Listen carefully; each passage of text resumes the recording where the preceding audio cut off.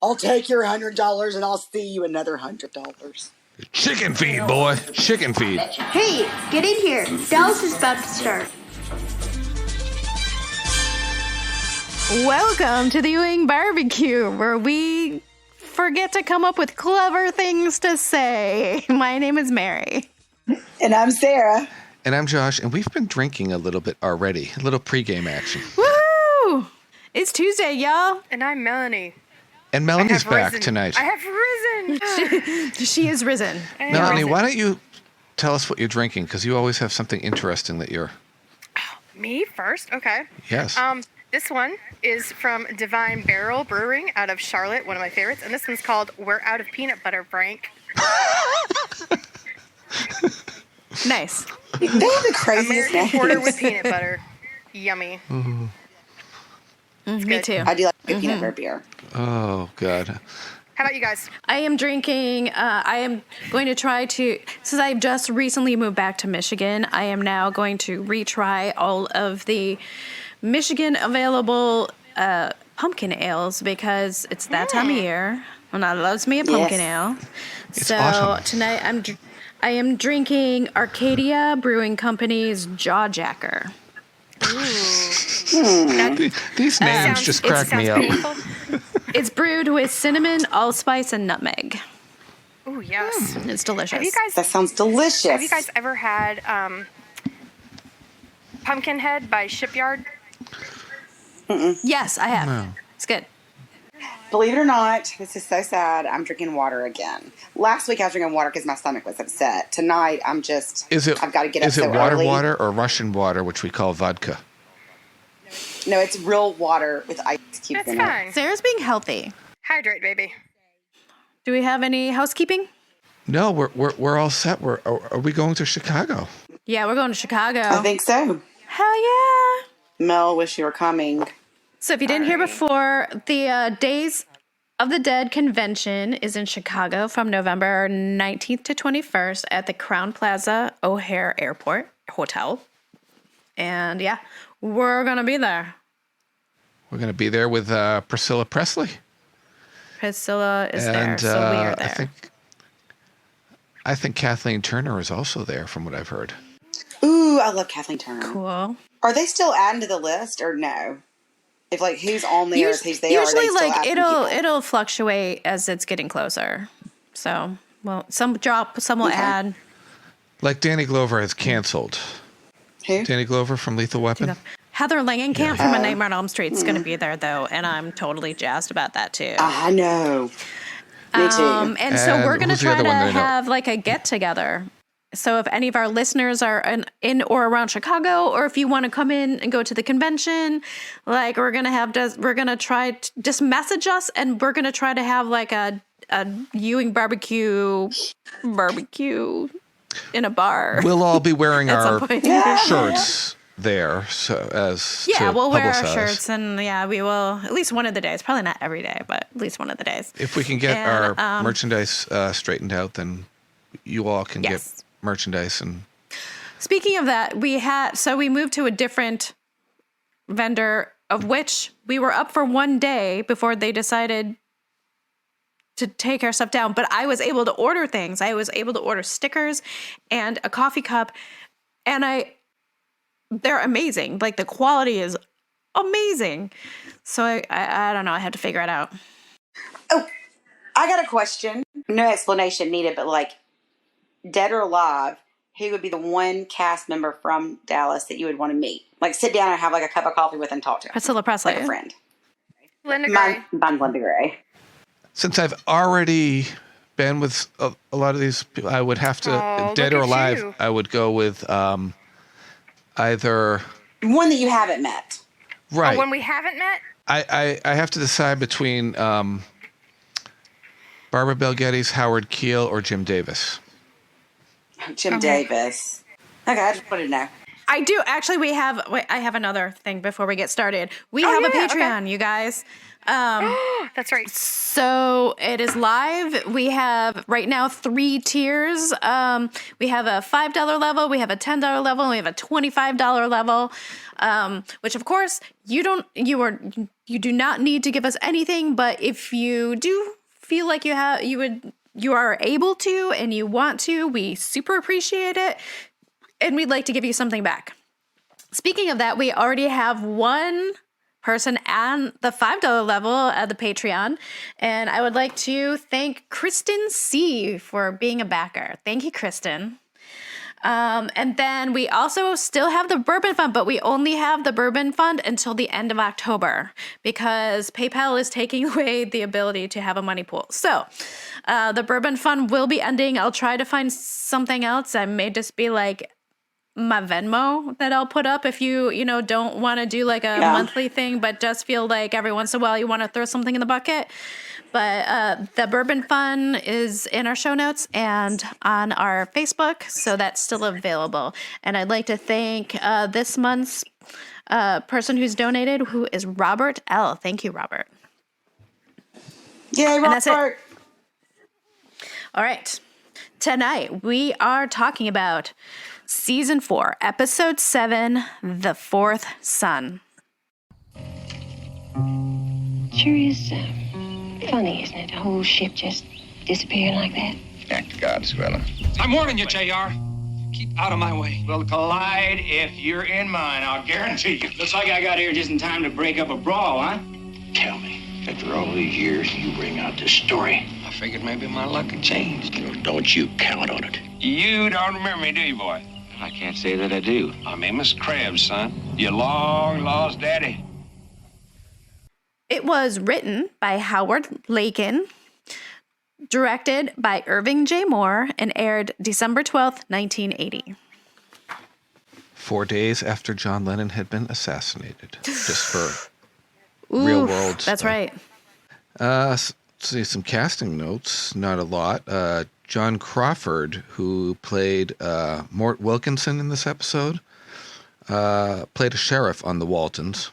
The episode was number 1 for the week with a 35.8 rating and a 60 share. And it was the 6th straight week at number 1. That's a tongue twister there. So this episode, Steve Canale considered some of his best acting on Dallas, and it was his favorite storyline because, as we see, they finally gave him a good one. I think this is the beginning where they really start to use him more. Yeah. I'd agree with that. Ray I'd hard obviously agree with becomes that. a member of the Ewing family, and it enabled him to be in the living room and dining room scenes more. But prior to this storyline, Steve was unhappy with where his character was, and he was actually considering leaving the show. And he realized more of the storylines were involving Ewing Oil as opposed to South Fork, and there were a lot of other opportunities to take advantage of. But it was Jim Davis and Larry Hagman that talked him out of leaving, and the idea for The Fourth Son was hatched after a racquetball game between Larry and Steve. Hagman just turned to him and said, "So, you look more like Jim's son than Patrick or myself, or even Ted." So Larry's like, "Whoa." And the producers ran with it. There was another thought of having Ray marry a Mexican woman and providing a conflict between the Ewing family and the Mexican community, but nothing ever came of that. Phil Capiz, however, said that he denied that Hagman and Canale thought it all up about the thing that they were going to write in that direction anyway. Right. Mm-hmm. Yeah, but Leonard Katzman said, had we ever even considered Ray to be a fourth son, it's just awkward. Yeah, he and Lucy never would have been playing hanky-panky in the barn. Right. Exactly. It just never is spoken of again, right? Awkward. The episode where we decide to forget that entire storyline ever happened. Right. Never again. Never again until Return to South Fork and all these well, they're just documentaries where they talk about it, but documentaries not and in canon. I hate that. And the 40th anniversary where they're up on the stage recreating the scene. Call me her name. Call me her name. And also we find out exactly how old Ray is on the in show. this episode, which also makes it super sus. We learn his actual exact birthday. Exact birthday, yes. It is October 19th, 1945. Yep. Because the diary said October 19th, 1946 was His Raymond's first birthday. But at the time, she was Which like means he's 17, 35. right?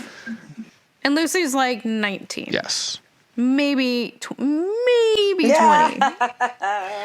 She was Got that one. 17. Right. Right. And Which he was like 17 will 32. get you 20. Exactly. As it should. But you mentioned Howard Lakin wrote the episode, and this was the first one that he had written, and he ended up writing 23 episodes during seasons 3 through 5 and 11 through 13. And he always felt that the main character... Is this was considered season 3? Yeah. Must be. Because this was the old season 3. Yeah. Right. Yeah, actually. So seasons 4 through 6 and 12 through 14, if you want to go by bumping everything DVD. up one. Yeah, right. Yeah.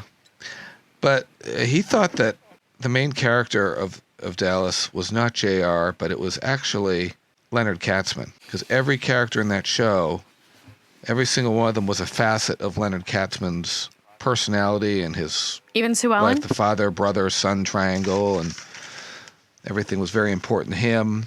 And that women were always arm charms and Arm charms. yeah, arm charms. The hell we are. And I feel like Ellie, get in here. I don't know Leonard Katzman personally, but I feel like that's he wishes. Come on. yeah, Howard Lakin always felt that he was writing Leonard Katzman's autobiography when he was writing episodes, just because of some of the chauvinistic tones Some, that but every were episode. coming from Katzman. It does get Do I have better. to say that? That's all the trivia we got tonight, folks. All right. So we open on JR in the South Fork pool. Yes, again. Fuck. With his damn smirking. cowboy hat on, with the feathers going around the perimeter. I want one of those in the pool. In the pool. On a little floaty. I mean, I want those newspapers with the headlines. I do too. Yeah, he's reading the newspaper with the headline is like tanker sinks. He's positively giddy. He is positively giddy. I'm like, okay. I wrote smug motherfucker Oh yeah, in my notes. he and Sue Ellen are just like pigs in mud in this whole episode here. So proud of themselves. Sue Ellen doesn't even know why they're proud of themselves, but she's like, JR's being nice she's to me, still so being that okay, we're bug proud. follow around wife in this episode too. You know what was a little weird about this scene? It transitioned to the breakfast on the patio, or by the pool. It seemed like that was done in two different takes, like JR in the pool, Miss Ellie and Sue Ellen coming out, and then boom, you cut, and everybody is already on the other side of the pool. We never heard any background chatter. It was like it was done in two different. Oh, Yeah, it was definitely done in 2 takes. It was definitely done in and 2 it's takes. noticeable Yeah. too. It's very noticeable. Yeah, for sure. They're not going to have all those actors on set That's true. to film that scene for hours, And it is very windy. And then I like JR says, yeah, he'll eat because he's feeling a bit peckish this morning. Peckish. Peckish. All right. Peckish. I like how he distributes the paper. Yeah. Society page for Sue Ellen, and then he gives the funny pages to Lucy after cracking a joke about, are you still seeing that parking attendant? Yeah. And you notice the Lucy med just student asshole. You notice Lucy just takes the Right, paper exactly. and just shoves it under her chair. Doesn't even look at it. And she just makes a face at him, like, yeah, Lucy, yeah. And then Jock asks for the sports page. Right. And then he's like, hey, Bobby, have you seen this headline? Hey, you should check this out. Ugh. We got Bobby's just like, because you got he 600,000 barrels of oil sitting down in Davy Jones's locker. Yep. Not Davy Jones from the Monkees, people. No. You sure? He might have a locker. Oh, I don't know. there is that meme out there of Davy Jones's locker, and it's Davy Jones from the Monkey opening a locker under the ocean. The JR uses this opportunity where he has the floor to make sure everybody knows what happened with the tanker sinking being Bobby's fault, and it's all Bobby's fault, and Right. Ewing Oil being in trouble now is all Bobby's fault. To make sure everybody knows that. And then He can say, I told you so. Bobby's like, it doesn't, like, we're covered. This is what we have insurance for. It's covered by insurance. I'll take care of the rest. And Jared's like, okay. Okay, and Pam jumps on JR too, even though she really doesn't like Bobby working at the company. She's still going to not let JR attack Bobby. Yeah, she brings up the point. She discounted. She's like, so what would have you done to prevent an accident, JR? And he just like, oh, well, I don't know. And finally, Miss Ellie seems just a little puts her taken foot aback by down that. and just stops all this conversation. No Yeah. talk at the table. Then we cut to Ray's house. That was a much shorter opening scene at South Fork than last episode, which so much was going on in that opening scene. Oh, yeah. At the Ray showing up and Bobby and leaving and the JR and Jock coming out and Stu Ellen standing in the background. And that was just like, it was like the marathon. Indeed. So, Ray's house. He's putting a saddle in the back of his truck. He's such a cowboy. And I feel like this is like a nicer truck than he's had. Has he had this truck for a while? Because it seems like maybe a nicer truck. I think he went from I could be wrong, because also I don't know he went from cars. that blue and white striped one to the all white one. All white one, but Remember it looked the different, blue I one? thought. The all Yeah. white one, wasn't that a Jeep? Oh, there Jeep was truck? there was the convertible Little Jeep truck Jeep. when the top was off.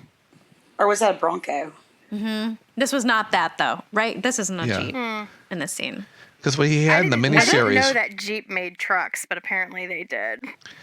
what he had in the miniseries was that blue pickup truck. Well, yeah, I know. I'm just talking about And the then one he he went has to now. that convertible Jeep for a little while, and then he went to this white Jeep Right. or white Right. pickup truck. Blah. Okay, so it's the same. I'm just crazy. All right, never mind. So there's some nice, smooth early 80s music in this Yes, scene. there was. Some, almost some yacht rock instrumental stuff going on, which I was pretty much digging. Love it. Yacht rock. I thought it was, he drives away, and he lives on a pretty much there's nobody else around, and he drives by this dude from the bar who's Random creeper just parked on the side of the road. who's either lost or broken down. And I'm surprised Ray didn't pull over to see, being the gentlemanly cowboy person, to see, oh, are you all right, sir? Are you lost, or is your car broken? Because Ray's that type of guy that he would pull over and help change a tire or something like that. Agreed. It was weird. It was like he didn't see him, which is, how could he not see him? There's nobody else on that road. Yeah. Right. Anyway, then we cut to Ewing Oil, where Brady comes to be like, so the oil then? And then Bobby's like, oh yeah, we'll get you the oil, but it's just gonna be maybe like a little bit late. Right. He also but that's not good enough. And he also has Connie contacting Steve Taylor to look for spare oil. He wants the info on the Bullocks insurance company, which is Greater Louisiana Insurance Corporation. And then at the end, after Bobby reassures Brady that everything will be fine, he asked for the Ewing chopper to take him to the tank farm. So then we cut back to South Fork, where Jer is humming. While Sue Ellen This is, scene is just... lathering him with oil. She's lubing him up. It's just weird. Which, And that's not sunblock. It's 1980. That's just like That's baby oil. so the sun tans him more. It's a weird camera angle too, pointing up in the back of the house, the top of the house in the background. And so there's 600,000 barrels of oil on the bottom of the ocean, and Sue Ellen's pouring oil all over JR at the same time. It's a very oily episode. She's lubing him up. Ugh, she is all over the place. And then at one point, he was like, if I turn over, you're going to get my other side. And I was like, oh. Everything's like an innuendo. And Sue Ellen goes, yeah. Are there any sides of J.R. Ewing I haven't seen? But we don't know if he was humming a happy tune because he was loving Sue Ellen's fingernails on his back, or no, he was thinking about all the damage, or Bobby's situation. Yeah. Right. Oh God. And then Sally calls, and I have to say he's really good at like having sex talk in front of his wife with other ladies. He's really good at that. It's all camouflage or whatever it's called. I like how he says, "So, will you get that for me? You get that for me, would you, honey?" As the phone rings, and she brings that ugly green phone over that just happens to be outside, with the longest phone cord probably running into the house. I'm surprised nobody trips over these phone cords. That would be a funny scene if somebody comes out and just trips over the phone cord, or Jock starts tripping and goes, "Damn cord!" I like on the bleepers that when Ellie says fuck. Takes the phone and throws it against the wall. Damn phone. And he's pretty good at covering, but her spidey senses are tingling because he hangs up and she's kind of like, who was that? So she knows something's up. Yeah. But it's just, some good old boys. Just some good old boys trying to sell me some champagne to Chris and Bobby's next tanker with. And then she's basically like, he's basically like insinuating that it was not an accident. And so Sue Ellen is just like, so she basically like asks him like, was it? And he kind of like admits it a little bit. And girl is so turned on by that. Which is so weird to me. Like, I just don't understand. It is weird. It's weird. It's creepy weird. That's why Darlin, it's just an act of God. That's all. That's why they are like so incredibly toxic, but like good together. They're just like, she loves a bad boy. Oh my God. They're turned on by their evil. Like, it's so weird. Yes. They're just like, we just screwed over a ton of people and made lots of money. Let's go fuck. I mean, that's exactly. There's a fetish for that somewhere. I'm sure. It's like There's a website somewhere. It's like Boris and Natasha if they were having doing each other. God. Oh yes, Moose and Squirrel are in trouble. Let's go do it. God. Let's go boom, boom, boom, boom, boom.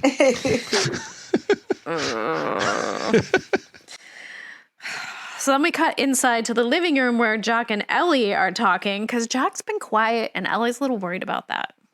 And this is an interesting situation that, Miss Ellie wants Jock to help Bobby out, but Jock knows that, Bobby wanted to do it on his own. He's got to do it on his own. And he needs the right person in charge of the company. If Bobby can't handle it, then he's probably not the right guy for the job, which kind of concerns Ellie. Not wrong. Yeah, it definitely concerns her.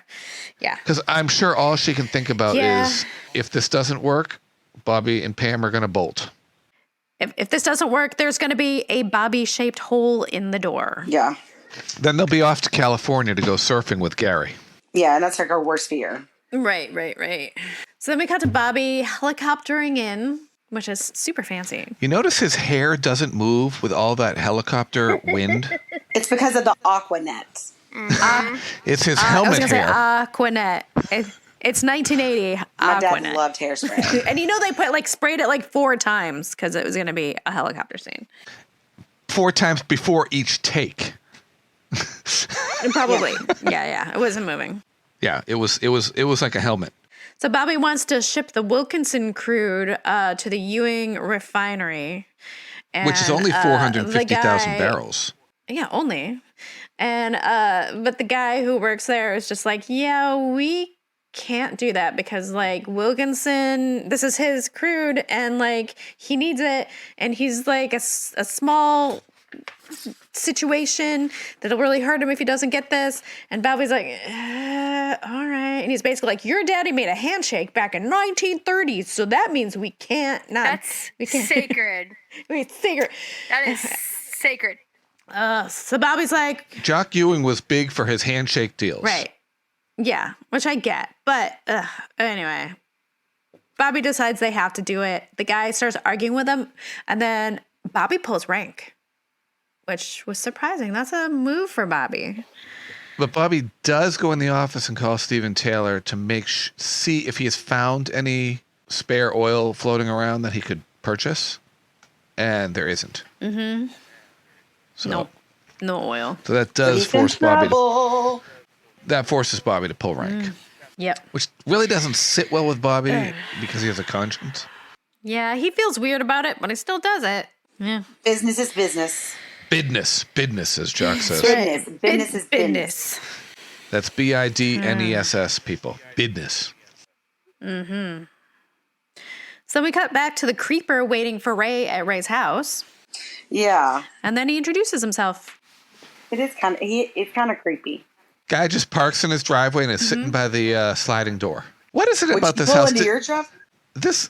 Ray builds this house.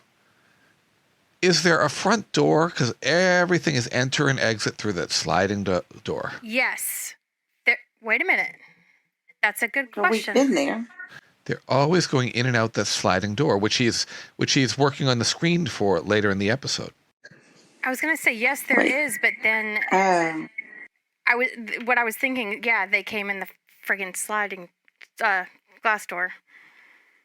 Right, the sliding glass door all the time. I wonder if the camera angle from the actual front door, like there was something, if they moved the camera that they didn't want you to see. Like someone else's house or something. Or maybe. Maybe it just flowed better on camera, just out back into the place from that sliding glass door. Maybe it was just a better flow.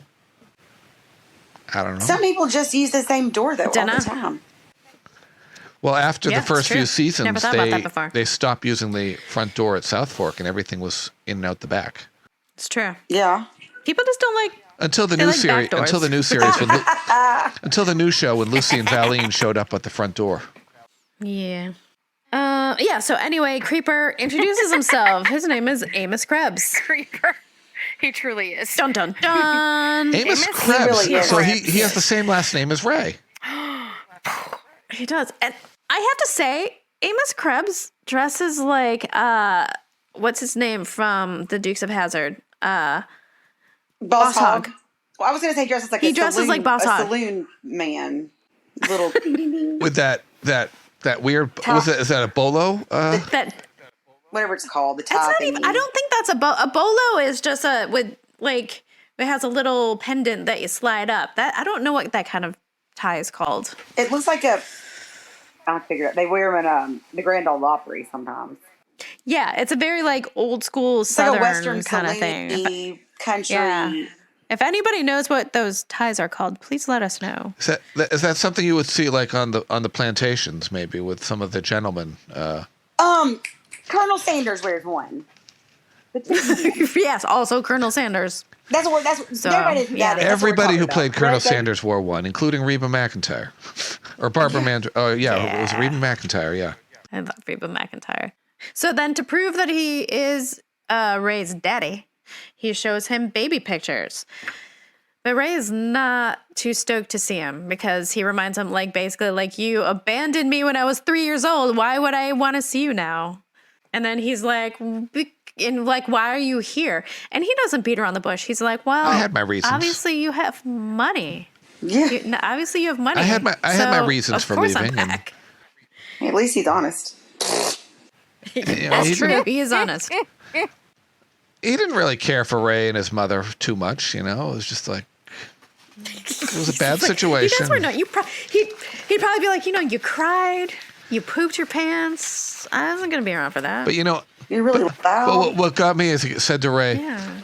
I raised you, Ray, for 3 years, so that Yeah. should count for something. It's like, here's $100. Yeah. That's all That it's was worth. awesome. Remi- Here's Ra- $100. It was pretty good. It reminded me of when Digger asked for money for Pam Here's $100 to Jock, and Jock took some Yeah. money and threw it out on the. I Threw remember it that at him. on the driveway, and I was going to be $100 sad. was a lot of money back then, but Yes. still, it was shitty in Pam and Digger's situation. But here, I think it's like just desserts. Here it's deserved for Like, sure. Yeah. Here's your $100. Get lost, dude. And then he Yes. goes to light a match on the side of the house, and Ray's like, "Would you mind not scuffing my wall?" Yeah, good point. Yeah, that. So we get a little. He basically gives us a little bit of the backstory of also when Ray went to live or came. His mom died, and then he went to South Fork when he was 15 with a note from his mom Oh. to Jock. So we get that bit. So Ray's story is sort of opening up and unfolding here, and because all we've known really about him is that he came there when he was 15. We didn't have much background, and he's been there ever since. And he was with Pam before the series started. That's, you know. And then we cut to pre-dinner drinks inside South Fork. And the owls are heard And outside. everyone's weirded out. Did you hear the owls outside? Oh, I didn't hear. Oh, yeah. No, I didn't. Oh, yeah, you could hear some owls. I just heard hooting if you everybody listen. being like, Lucy, why are you home? You're not usually home. And she's like, 'cause I'm home. God. Lucy, why are you here? Does this mean we have to make conversation with you and give you actual food? You're just cutting into our food, and we don't want to feed you because you're like never here. So go. Poor Lucy. We find out that Bobby's working still, but then the doorbell rings and Teresa answers I like how JR the door. and Sue Ellen though needled Pam a little bit about Bobby working all the time. God, Sue Ellen is but- like right, the worst exactly. friend ever. She really is, and they're not even like She really friends is. at this point. But it's like, Right. I mean, that spoiler alert, that comes later. But like, she's how many times did Pam, like when she was pregnant with John Ross and crying and stuff, like Pam make sure she got to bed okay and like wiped her tears over her brother. Yeah. And then Sue Ellen's like, you know, back on good with JR again and like not being accused of shooting him. And she's like, oh, he's going to take your husband down. And it's like, what is wrong with you? Like, I used to. And then just like bitch stares at everybody and else in the room. She like, okay, she Sue goes Ellen. whichever way the wind blows. She really does. Mm-hmm. But she always goes back to JR and acts like this. And I hate that she. Like if she feels she has JR on his side, like she's like, fuck everybody else. She hides behind him, or she hides in her bottle when she doesn't have JR. Sue Ellen. I just, you know, and it's so funny because I used to be like I still am, such a huge shipper of JR and Sue Ellen together. And like the older I've gotten, the more I'm like, wow, they're kind of sick. Wow, they're kind of toxic. Wow, damn, this is fucked up, but it is so good to watch and kind of hot, but so fucked up. Kind of hot. And that's probably why they were known as Sugar and Slick. See it different. That came out of the fandom about 15, 20 years ago. Yeah, Sugar and Slick, which is a very good description. And, I don't stand that. Melanie disagrees. I used to, when I tell you, I feel like I've literally grown up with the Dallas fandom from like age 20 to now. My mind has done like almost a 180 in some aspects. It's just evolving. Maturity? I don't know. Yeah, I can see that. And it's interesting how every Maturity. time No. you might watch through the series, you will pick up on different things each time through. And Yeah. things will just Oh, yeah. constantly evolve and change. And Yeah, because you're constantly evolving and changing in your own life. And so you're going to start like identifying with different characters and different situations. And well, it's funny. Like I used to read on the internet forums that like, you know, the Dallas. Just to say internet. Just to say internet. Like all the shit about, you know, people back in like the mid 2000s would be like, oh, JR and Sue Ellen, they were just like, you know, toxic for each other and they were no good and their relationship was abusive. And I was like, what are you talking about? They're so cool. And now I'm like, yeah, they fucking were. Like, I remember fighting with people about this shit till I was blue in the face, and now I'm like eating crow. It's so funny. It's just ironic to me. But the toxicity of their relationship and the back and forth really... It was riveting. So Mitch arrives through the front door, which is still being used. He rings the bell, which is interesting. I always found it interesting whenever the doorbell would ring. I always find that weird. It is rare. It is rare. So... You know that's not... If someone comes to the front door, they're not close with the Ewings.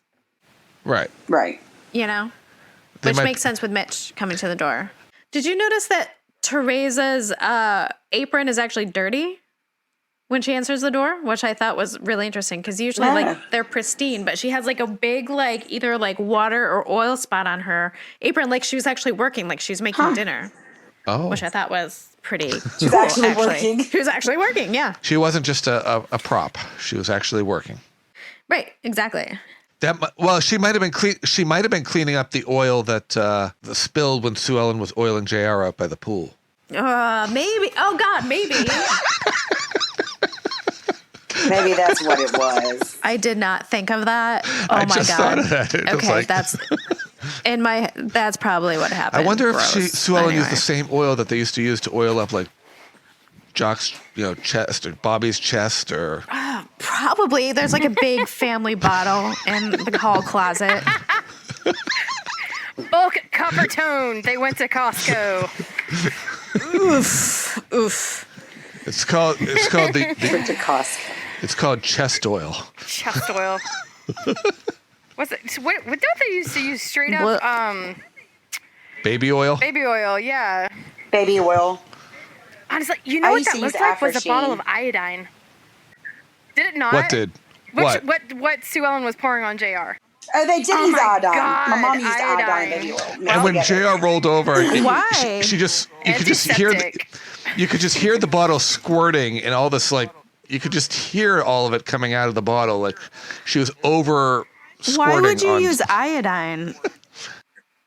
It's something to make it the tan darker or something. I don't know. They all did it back in the late 70s, early 80s. Because it just dyes your skin. My aunt would come.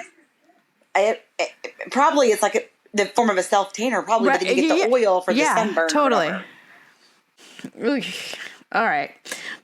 So anyway, Lucy's really stoked to see Mitch, and she ditches they did quick introductions, and then they just ditch the family and go to the study. I would like to have seen the camera linger in the living room a little longer, because I half expected JR to drop some insult about Mitch or something. Yeah, after they left the room. I think that's why she rushed him out of the room. But I almost expected to hear some little dialogue amongst themselves after they left the room, and then they cut. So you never got to hear what JR would have said. Could have been on the cutting room floor too. Anyway, Mitch comes to apologize. He admits that he maybe has a issue with rich people, and because he always saw them as the enemy, and so he's basically like, you can't help that you're rich and a Ewing, so I guess I won't hold it against you, which is big. Which is what I said last week. Big of him, I guess. Right. And he wants to keep seeing her. He does, yeah. But she looks so happy. Here's the caveat. The stipulation is that they have to date on his income, which is the most controlling fucking red flag ever, Mitch. Well, that's just an ego problem. Yeah. It's a huge ego. I mean... And Lucy, caught up in the moment, agrees, but we know that's not going to work. Yeah, well, because she just likes him. She likes him a lot. Like, I get it. She likes him a lot. But also, it's a big red flag, Lucy. Yep. Because he's dictating the rules of the relationship. Yeah, totally. Right, which And he's plays, like, you which can't- plays into the whole back then the male chauvinism and the old style of the men were the breadwinners and they made the rules and the women were subservient and they barefoot and pregnant in the kitchen and blah blah blah. And I don't know what Katzman's end game was, but all it did is show how fucked up that is. Literally, that's all he showed was he showed a generation that it was fucked up. And so he was. Congrats, Katzman. And Leonard was the one that was a driving force for the series, most of the series, and he had issues with wanting to let women direct. Larry had to step up for Linda to let her get her to direct an episode. So there was chauvinism throughout. I don't think he and I would get along. Honestly, I don't think we would. He's very old school, I guess. Very old school. Pam is staying up late reading, waiting for Bobby. She's reading about what Lady Fiona and the Duke of Essex. I guess, yeah. What book has Lady Fiona and the Duke of Essex? Let's find that out, people. I don't know, but it sounded like a trashy romance novel to me. Go, Pam, go. I guess if Bobby wasn't going to show, she was going to, figure it out for herself. And Bobby, she was like, hey, how was work? And he was like, don't ask. And she was like, well, I am asking, though. And so then he was like, oh, okay, you actually want to interact with me. So then he admits that he did things that he wasn't proud of. And Pam was like, you can just walk away from this. She really does not want him in that company. She really does not. She doesn't. She doesn't. 'Cause she sees him changing. Mm-mm. Yep. But the problem is that Bobby likes what he's doing. So he's just like, yeah. But then why can't he say that? So then why can't he see that she likes what she's doing? Right, exactly. Yep. Exactly. It moves both ways. Does. So the book could have been The Prince and His Lady, My Once and Future Duke, some trashy romance novel. Yeah, it's a trashy romance. Then she rolls over, turns off the light, and just silent treatment off to bed. No good night. Yep. No vagina JJ. for Bobby. None. Bobby not drilling for oil tonight. Denied. Oops. Yep. This oil field is closed. Closed for business. Then we have a quick scene of Amos waiting for Jock to leave South Fork in the morning, continuing his creeperness. Yeah, he. And does he follow him? He's such a creep. Yes. Yeah, Jock drives by in that Lincoln Continental, and then Amos pulls out in his crap box car and takes a right off the side road and follows him. Bobby's looking for oil still. And then, Mort Wilkinson comes in and he's pissed. So we learn Mort doesn't have a wife, doesn't have kids, and this company is his entire life. So he needs to fulfill his contracts or he's out of business. Here's my issue with it. Is he says, now, I've never had more than a handshake agreement with your daddy, so I was surprised when this happened. And it's like, well, if you've never had more than a handshake, then maybe you shouldn't be surprised. Like, maybe you should have had some actual, paperwork drawn up. Paperwork? Crazy. What the hell is paperwork? Yeah, like a contract. I don't do paperwork. I shake the hand. That's the word of God. Yeah. That's just bad business. I'm just going to call it out. That's the way we did it back in the Wildcat days. He doesn't look old enough to have remembered the Wildcat days, though. So that's what Jock Ewan did back in the day. Yeah. Bobby feels bad, though. Bad enough to hit the booze after Mort leaves. Yeah, he starts pounding the bourbon the second he leaves. If we drank as much as they drank on that show, our livers would be shot. Several times over. Yes. Yeah. So then we cut to downtown, and Amos is walking up behind Jock. Who's wearing Jock in his jacket. You talking about Jock's suit jacket, that plaid? Yeah, I am. It's like white The plaid. It was awful. Who was It's not who great. was who It's was not in great. charge of wardrobe? What the hell? Awful. What? I feel like the outfits haven't been terrible It's in my recently, book, but but I don't have that it. suit jacket, not good. There's a couple accessories that have been bad, like the glasses, and then I think And that busy what was one outfit other thing? Sally Yeah, was maybe it's wearing a- with a all meat the sole satin or and sole all or the something like that. patterns Oh, and yeah, the yeah. what the. Booga. I don't like Sally style. No. But yeah. So Jock's going to give him 3 minutes because he has to get to a meeting. And they go in that little So diner, isn't right? Yeah, they're in like a little outdoor coffee shop or something. Did you notice the waitress's makeup? No. I didn't. It was Tell me awful. about it. It was awful. It's just bad. Very awful. Very 80s. Just awful. Too much or just Too she much. looked like a And kabuki it made clown? her teeth look real big and her lips big. Oh It was no. just weird. It just Yeah. it's a lot. Oh boy. That's all. So here we get some backstory going on here. Mm-hmm. So Yeah, I Jock like was this giving him scene. 3 minutes because he had to get to a meeting. But how much information can you get across in 3 minutes? A lot, it turns A out. lot, actually.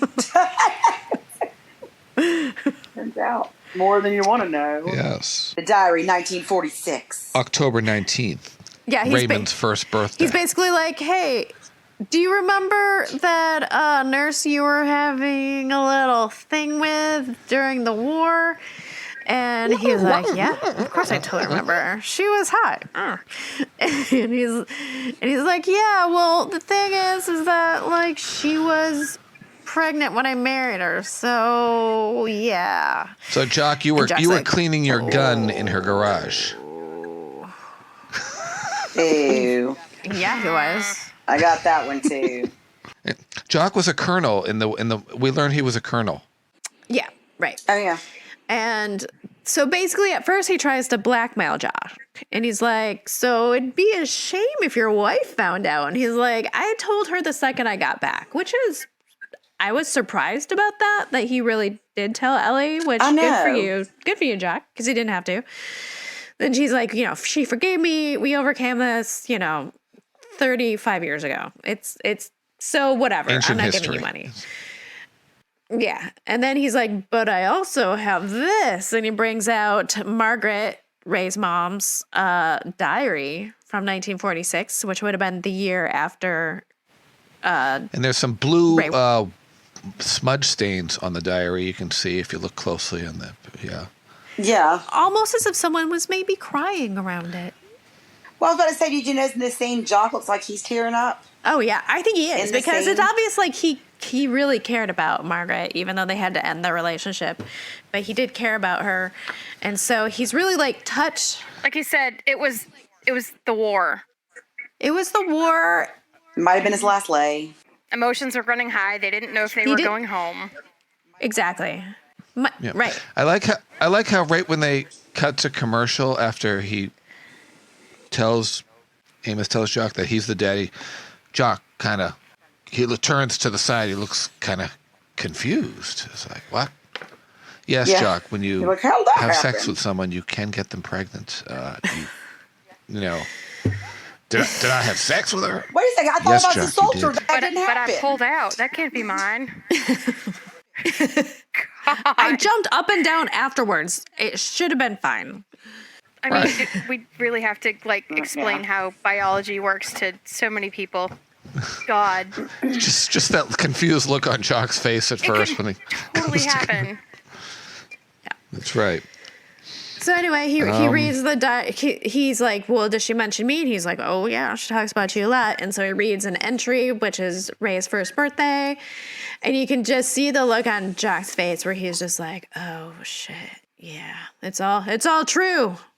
Good thing Ellie likes Ray. Jock wants the Where diary.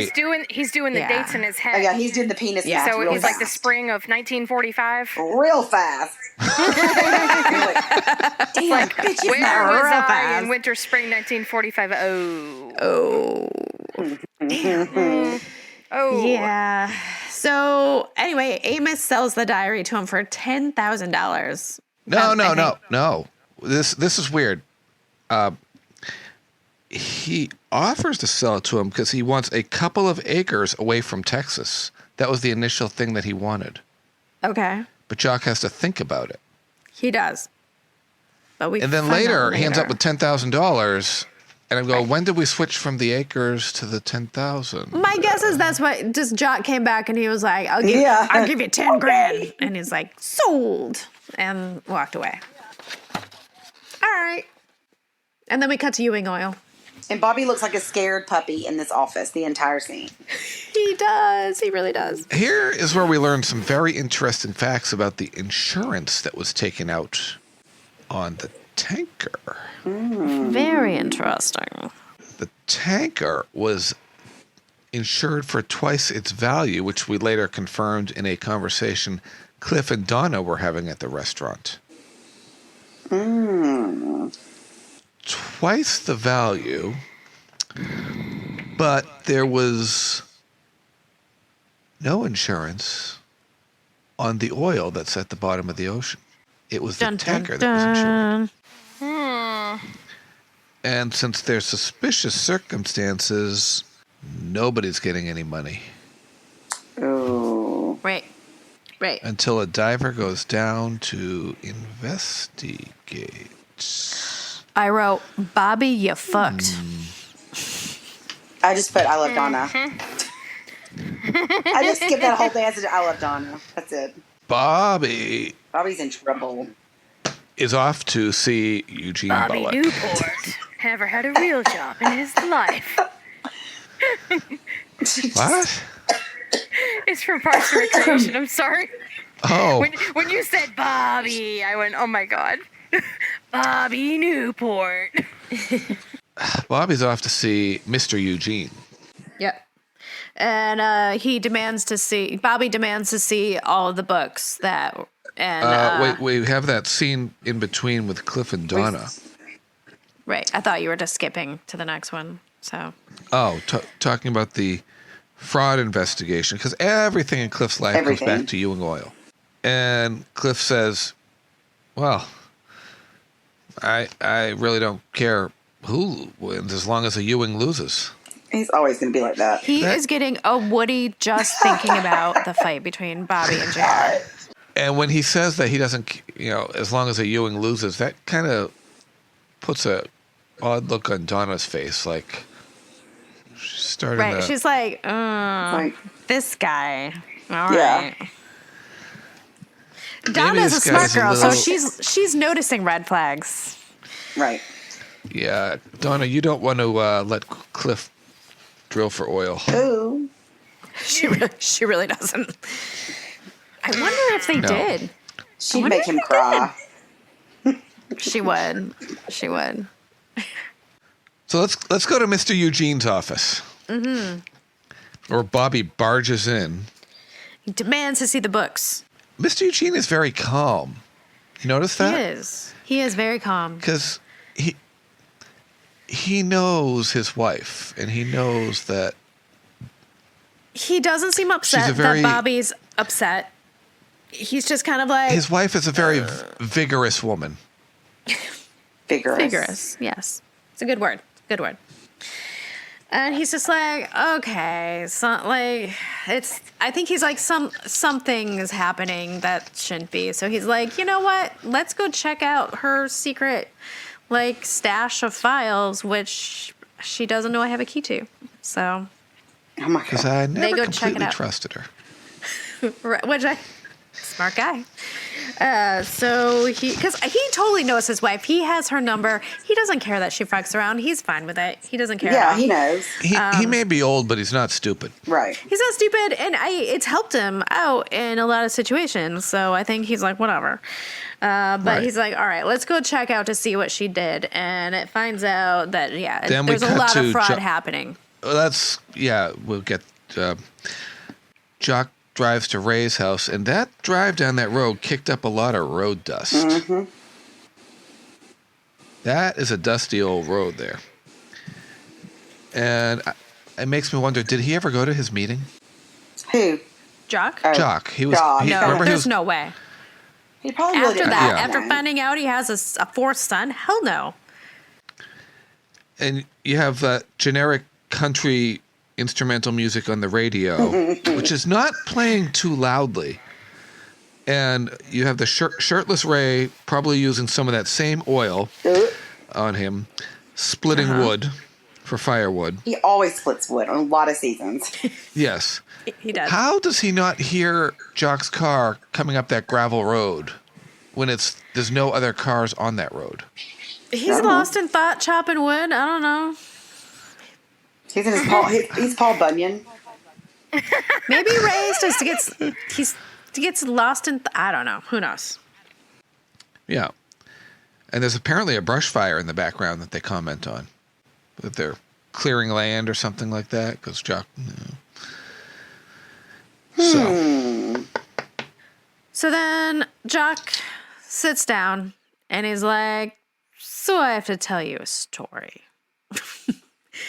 And so he's just basically like, "So you knew I knew your mama, right?" And he's like, "Yeah, that was good. Yeah, she was always loved that." And then he was basically like, "And well, what you don't know is we were doing it all the time in the war." And Ray's just kind of like, She "You was don't have to cleaning tell my gun me. every chance we got.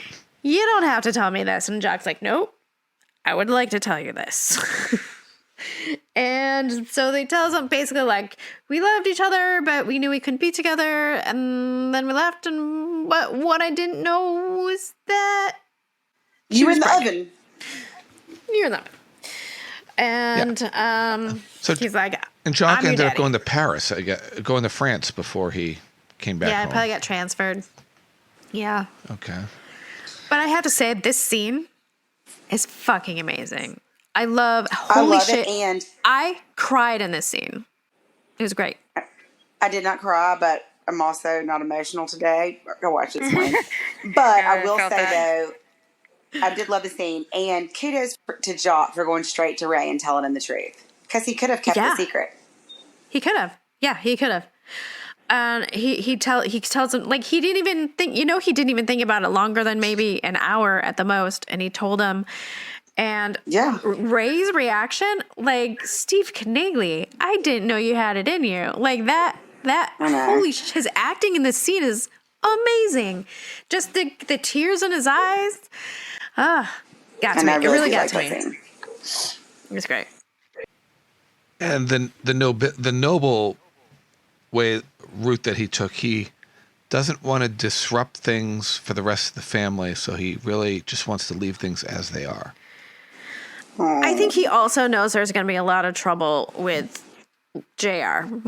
Maybe Oh, Bobby yeah. too, but mostly JR. He's like, "Ugh, I don't want to deal with that, really." But Yeah, but that.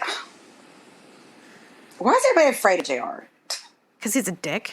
Well, the mom and the dad. At least. He's a dick, and he's got the dirt on everybody, and he'll take that dirt and ruin you. And he will go out of his way Like to that- try to ruin your life. It's JR. And And Ray knows that well because he and JR were buddy for a long time, so he knows. right.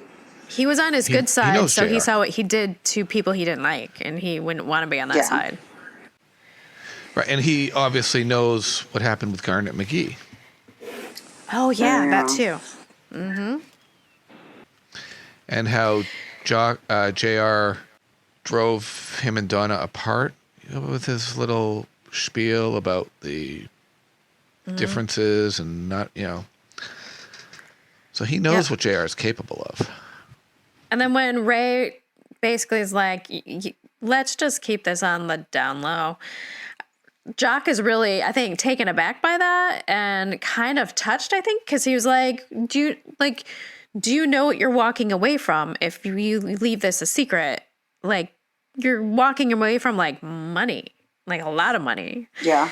And Ray is just like, yeah, it's not worth it to me. It's fine. And I think that even more just makes Jock be like, well, no, he's officially going to be my son.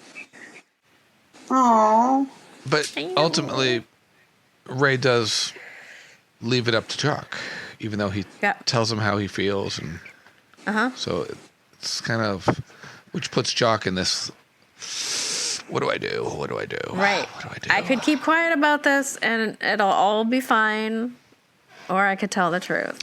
But usually when you keep quiet about something on a TV show, Yes, it's going to come out in some way. It's always in going some to come form.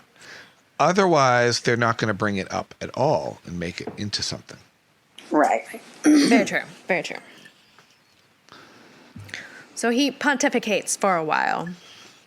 Right. And we see that in the like next that scene word. when he's So we leave standing him. We outside. leave him, and we go to back to Bobby and Mr. Eugene in the office, looking at the files, and the scheme starts to unravel as they discover that there were 2 tankers. So Mr. Eugene calls up to see if his can, as he refers to his tanker, is parked at the holding dock in Corpus Christi. And while he's doing that, Bobby is pouring another drink, and he's looking at that picture of Sally near the bar. And we find out that the Marsh Baron is docked in Corpus Christi, but it's empty because Sally has had the 600,000 barrels of oil unloaded. Polluting the ocean. No. No, actually, it's in the refinery somewhere, isn't it? Yes, it's Or in in their holding tanks. It's in their holding tanks. And then they sunk the tanker. That's right. So there was never oil on the bottom of the ocean. That's it was right. It was the 2 tankers. So one was sunk that was filled with water and enough this then that to sink it. Which we will find out if they're going to discover that that's really the case, because like JR said, all that, oil just disappearing like that whole ship. I mean, that would be a huge ass news story. Like, look at the spill in the Gulf. There's Right. so much oil in the ocean. Okay. Right. Yeah. Tanker You would see sunk. the oil. Where's the ocean? Right. Unless those... Because, I'm sorry, is he that stupid? You're going to sink a tanker and think that the oil's not going to spill? Did But- he really just do that? Now, how is this oil transported? Are they... Hang on. My they- mind is blown. Because I'm like, J.R. Ewing is not that stupid. But then he just was that stupid. But I'm thinking, I'm trying to process how the oil is transported. Is it in some massive thing that it can get It's probably in punctured, or bins. is it in 600,000 barrels, like It would be in stacked, barrels, filled with but if oil? that goes to the bottom of the ocean, I would imagine the pressure would make that Yeah. The pressure in... would make it explode. It's like when I would think. It's like a tanker truck, If you get in a crash, you need to evacuate everybody because Yeah. it's going to spill and it's going to explode. Yeah. It's gonna blow. It's going to blow. My guess is in Nothing to see 1980, here. we hadn't had any big oil spills too much. This is I don't before think. Exxon Valdez. It was which came before out Exxon later, Valdez for sure. But and long before BP oil. before the biggins of the 80s anyway. So, Right. So, Mr. Eugene gives Bobby carte blanche to do to Sally whatever he needs to do. But he plans to keep her, Mr. Eugene does. of course he does. Oh, God. Why? Let no man put asunder. I like Mr. Eugene. He's such an old... I don't mind him. He's kind of funny. Yeah, he's funny, and he's not dumb. He Oh, knows no, exactly not at what's all. going He on. knows what's going on. That's what I like about him. Yeah. Yeah. That's what I like about him. Back to South Fork. It's about 3 p.m. in the afternoon. And Jock is pontificating. What to On do, the what to do. porch where he had the heart attack. On the heart attack porch. Yep. He's trying to decide, do I tell her? Do I? I don't. Ellie wonders if he's concerned about the situation with Bobby and JR. It's like, no, it's got nothing to do with that. What time is it, Ellie? 3 p.m. It's Oh, gonna, boy. Well, it's going to be a long story to tell. And she says she has the rest of her life to listen to him. And I just like the chemistry in this scene between the two of them. It's just those tender moments that they have together. Yeah. Though she does seem worried about what he's going to say. Yeah. She's like, "Ooh, what's this going to be? Is this another wife that he has hiding another somewhere? wife in another mental institute? What's next?" Ellie, I was a serial killer back in the day. And I left a string of that would've been a bodies good across twist. the South. That's a twist. So then we find out that Ellie, I'm not JR's father. Digger is. No. That plot twist to the plot twist. Double plot twist. Double secret plot twist. Then we go over to Ray's house again with more generic country music. And this is where we find out that Amos made $10K off a Jock for the diary. Right. He did not get the 2 acres far from Texas. Yeah.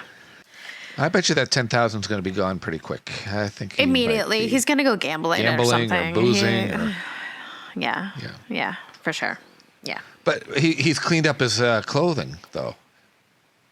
He's wearing a different... he's more tucked in. He's more polished off because he's got that 10 grand in the chest pocket. Yeah. Hell yeah. So Bobby then shows up at the address that Mr. Eugene gave.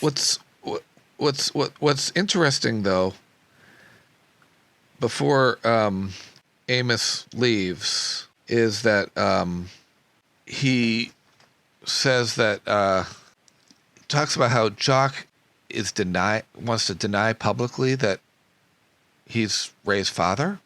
He kept saying that, well, he's going to deny it in public and this and that. And how does Amos... I think Amos is just trying to stoke Ray's fire because Ray...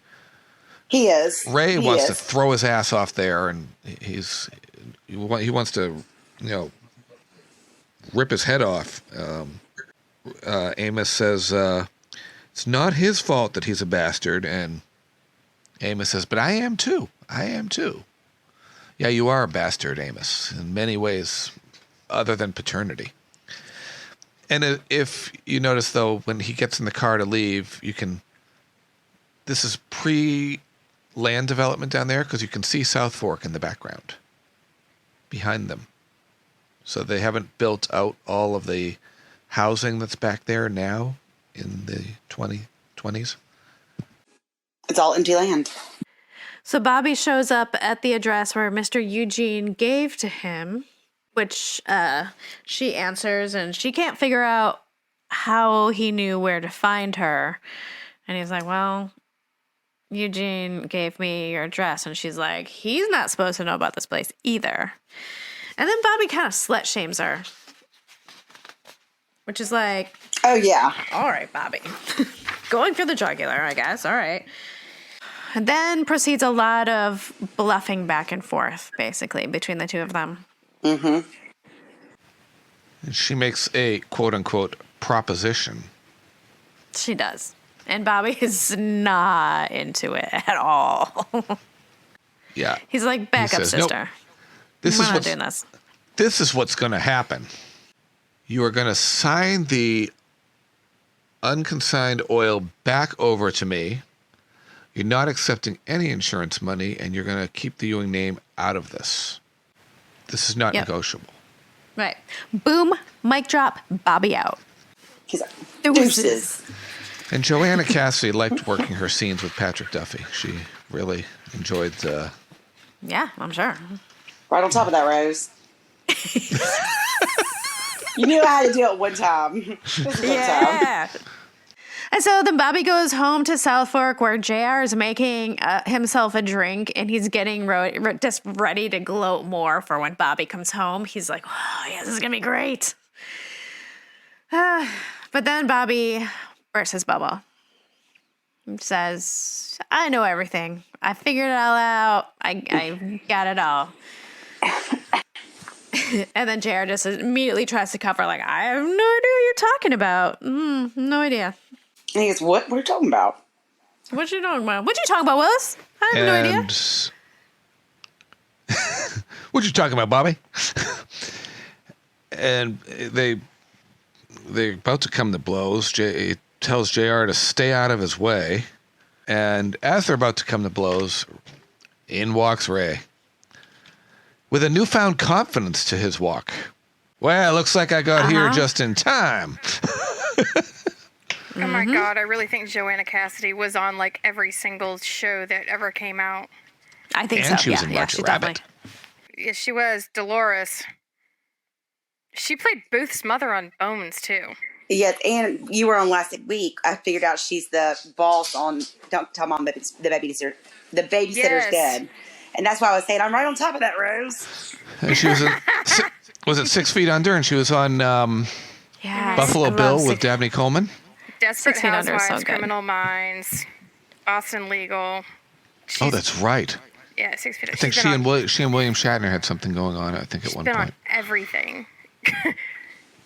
Damn, L.A. Law, Murder, She Wrote. I mean, I always called it Murder, She Hoped, because everywhere Angela Lansbury went, it was like, ooh, there's a murder. Ooh, I hope there's something going on. You'd think people would learn not to invite Angela Lansbury or Jessica Fletcher over because somebody always ends up dead. Yes. Did you know that the beginning of Murder, She Wrote, like the scenes where she's riding her bike by the fish wharf, that's the fish wharf from Jaws. It's the back lot at Universal Studios. Oh, I didn't know that. that's nuts. I've been on that studio Very tour like interesting, 7 Dr. times. Jones. Anyway, so yeah.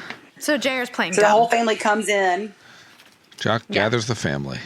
Ellie has this look on her face the whole time of, I'm in shock. Am I pissed? Am I? I think she's disappointed, but she wants to let all of them know that she's okay with She's it. handling it well, I think. Yeah. Yeah. And then On the JR surface. On the surface. That's very and then important. She has On a the look of surface. disgust. JR. Because what does Jock tell his family? He's like, I had an affair 36 years ago, and I came home and I apologized to your mama, and she forgave me. And whoops, I fathered a Until kid. now. Until now, and I brought it up again. And I fathered a baby. And so, JR like chokes. yeah, JR's He has like, a horrible look on his face. I'm But sorry, the camera what? cuts to Lucy like the first or second person, and she's like, She's Because like, drama? did we forget? And then when Did we forget about Lucy and Ray? Yes, conveniently we did. and then, Of and course then we what you did, don't yeah. see, I can imagine what you don't see off camera when the camera cuts to JR is Lucy runs out of the room and up to her room and she's gonna go wash. She feels dirty and disgusting because she slept with her uncle. No, that never happened. It was never spoken of again. So, in Never that again. universe, if you don't talk about it, it doesn't exist. That's why it happened off screen that we never heard about and it was never Yeah. talked about. Never And acknowledged. that's the end of that episode. Ray, welcome to the family, boy. "Boy, Boy. you're in family business now." Business. Right. And I'm sure JR is going, oh, God. Somebody Quarter of else. interest in the company. Somebody else just cut into my pie. Oh boy. Somebody else is going to get a piece of the pie. So I give it 4.5 bourbons because this was a great episode and a wartime affair. I give it a 4.5 because I really, really like this episode and the whole interaction between Ray and Jock. And I'm going to give this a bottle of baby oil. And I'm going to match you on the 4.5 and give it a Mr. Eugene's secret key to Sally's safe. I also give it a 4.5. Good episode and a secret diary from wartime. Love it. Awesome. And that's the very first time ever in history we've all had the exact same. It is. Boom. 4.5 Is is it? down. Damn. Mic drop. Drop the mic. We're out. No. Solid 4.5. Solid. And I feel like it's mostly Shall we Steve say goodnight? Keneally's acting, which was just amazing. Yeah. So, And okay. I can see why he says that this was his favorite story, his favorite episode, and Yeah, I can see that too, It yeah. really comes across in He his got to acting. So yes. So a special shout out to Steve, and we're going to see where this goes from here because it's going to get very interesting. And we will see you next week when we talk about season 4, episode 8, Trouble at Ewing 23. Until then, please check out our Patreon, patreon.com/EwingBBQ, and check out all of our socials, and you can find those in our show notes. And we will see you then. Bye. And get your Bye, y'all. And get your tickets to go to see us in Chicago with Priscilla Presley. Yeah. Y'all come back now, you hear? Here's $100.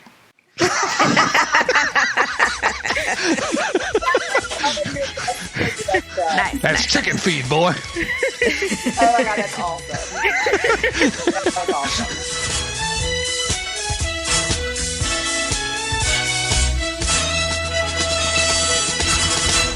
Next on Dallas. You know, they're just squeezing you out to make a place for Bobby. It's only a matter of time and place before I put a burr under his saddle. A man just called the field house. He is threatening to blow up the wells at UN-23 unless he gets $5 million by 4 o'clock. Just in case you think I'm joking. Think you're doing the right thing, give it in to him? Do you know what it's gonna cost if this field goes up? Mr. Ewing, it's getting late. Come on, JR, come on. Bobby, you got a big problem.